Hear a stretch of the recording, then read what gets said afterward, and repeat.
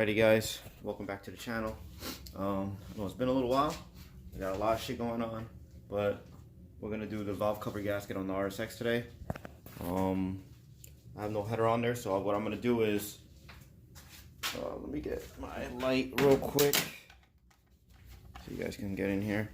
So got my header here, stuff to do the valve cover gasket.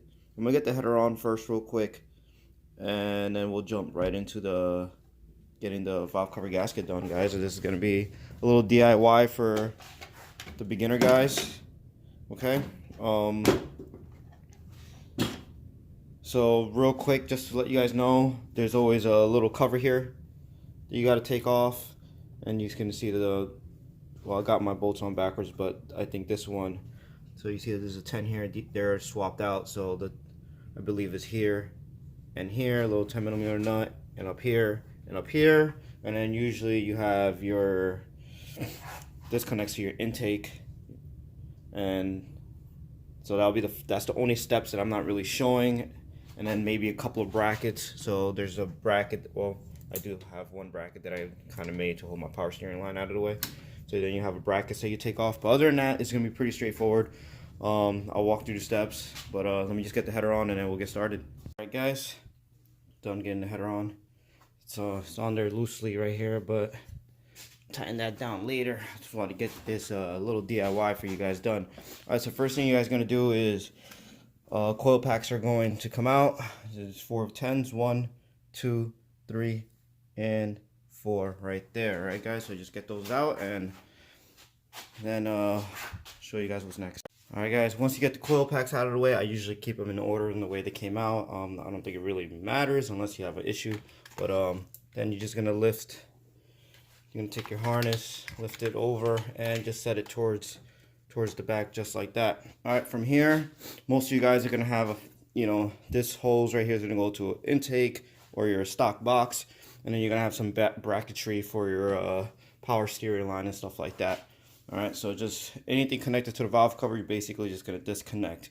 Once you get that done, you're going to start hitting the valve cover bolts. They're 10s. It's 1. Let me get some better light here. There we go. You got 1, 2. If you're running a Honda Acea Pro, you're going to have your injector ground on your valve cover, so that's 2. Then you got 3, then you have 4, and then you have 5, and then you have 6. Okay? That's everything for your valve cover bolts. Before you take those off, I would recommend taking this out so you don't accidentally forget to take this out and bend it. So just take it out,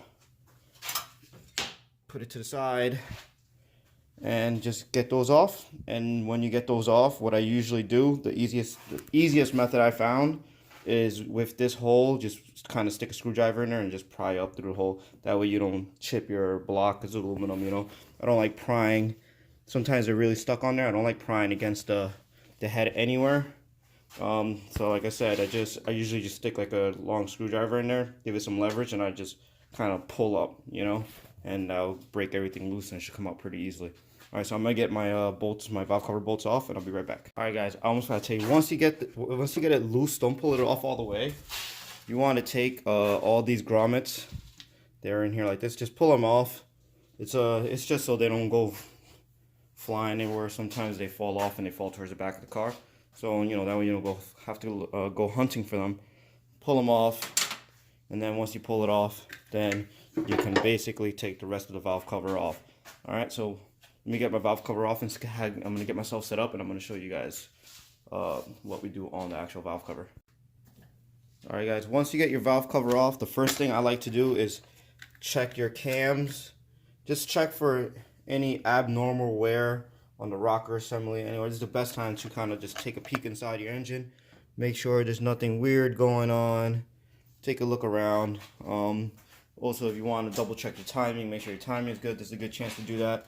So the first thing you do is, when you get the valve cover off, I start in here still. I don't go back and forth too much. I take all the extra gasket maker you see right there, right here. They're in the 4 corners, and don't forget, you have to apply that when everything goes back together. I'll remind you guys, and then over here on all 4 corners. Okay, you have to make sure you always use gasket maker on those corners. If not, sometimes you get a leak. All right, so once you check for abnormal wear, anything, you could do your valve flash while you're at it. Once you get all that done, you guys could jump back to your valve cover. And when you're gonna know you need a replacement, when you feel your valve cover, like this is not too bad, but I know it's pretty old. This was on my old, this is still the same one from my old turbo setup, and it's just dirty. You know, this car was completely apart, everything. Yeah, I should have replaced this, and it definitely is leaking. So just check for, you know, like I said, this one's not in terrible condition. I think it's just mostly dirty. But just check for cracks or hardness on that. I know my spark plug grommets definitely should be replaced. All right, so what I usually do for the spark plug grommets, same thing. I just stick a screwdriver inside and I kind of pry them out little by little. Be careful, okay, guys. Sometimes they're stuck. You might take a little finessing, but like I always say, take your time. Don't rush. Don't get upset, because once that starts happening, guys, you're just gonna have a much harder time getting it done. So, but this is pretty easy. It's like I said, this is a beginner DIY. This is something I recommend all RSX owners when they first get to RSX to do, because usually it's leaking right here on the back. The back one's leaking. You know, the motor's tilted towards the rear a little bit, so usually have a leak there. So you might as well tackle it. You know. I haven't seen that many people buy an RSX and didn't have a leak back there. Most of them always have some kind of a small leak off the valve cover gasket. So I'm just going to pry these little grommets off. And then I'll show you how to put the new ones in. Just also, you want to remember the orientation of how these go in. Some people take them off, and then when they go to put in the new ones, let me go grab mine real quick. When they go to put in the new ones, they don't remember the orientation, you know. So here I'll give you guys a little screenshot so you guys can see the orientation, so you can always look back at the video and see how everything goes back on. But try to remember that, guys, so you don't have to go crazy figuring out later. Alright, so I'm going to pry these out with a screwdriver. I'm going to be right back, and I'm going to show you how to put the new ones in. One more piece of advice. Sometimes this does happen. It's happening to me right now. These have been on for a long time. I haven't changed these spark plug grommets, and I can't, honestly, it's probably been 5 years. So what I do, please be careful you do this. You know, this is aluminum. You don't want to bend anything out of shape. And so you're going to kind of put the screwdriver kind of in between the hole, just like that. Usually I recommend a little rubber mallet, but I'm just going to use that because that's what I have. You're going to just hit straight down, and it's going to push the grommet in a little bit, and then you should be able to pry off that if you can't get it off by the back side. Alright, guys, so that's just a little trick, guys.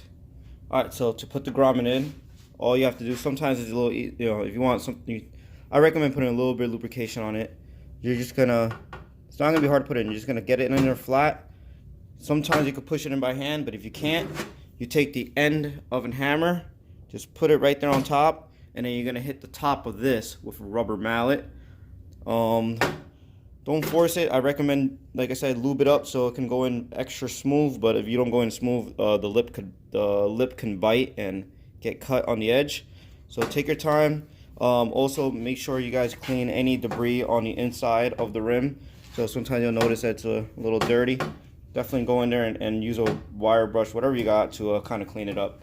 And then just gonna put each one back, and then we're gonna focus on the outside gasket, okay, for the actual valve cover.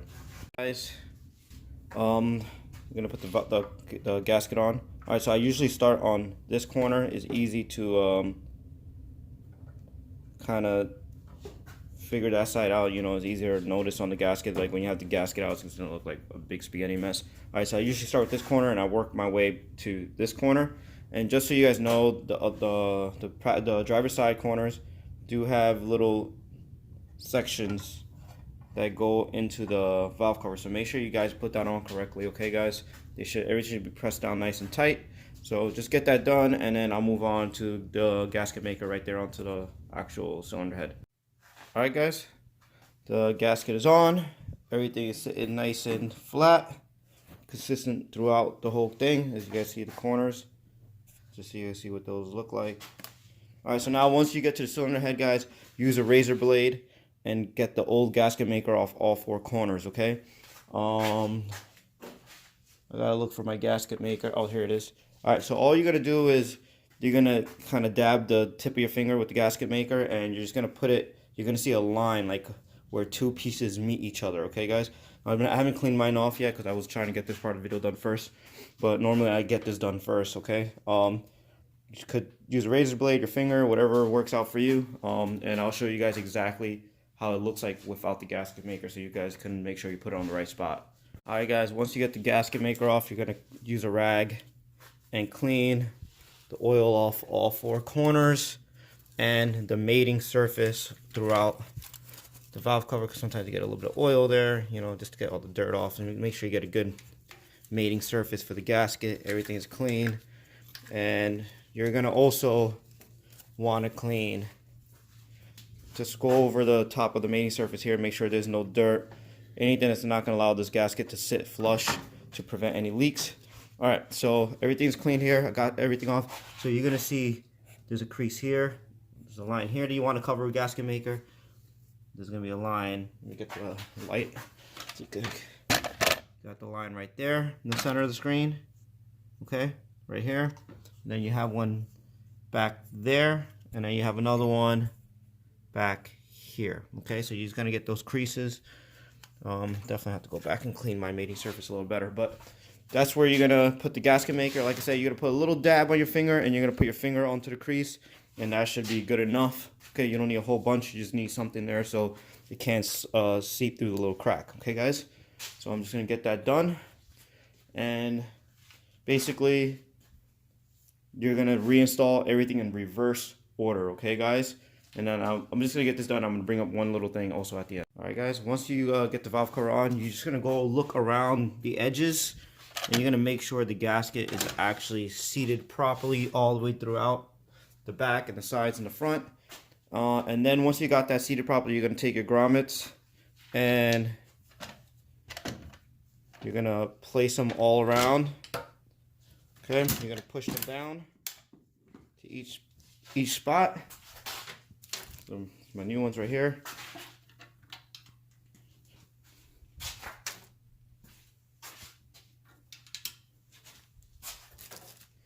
And remember, there is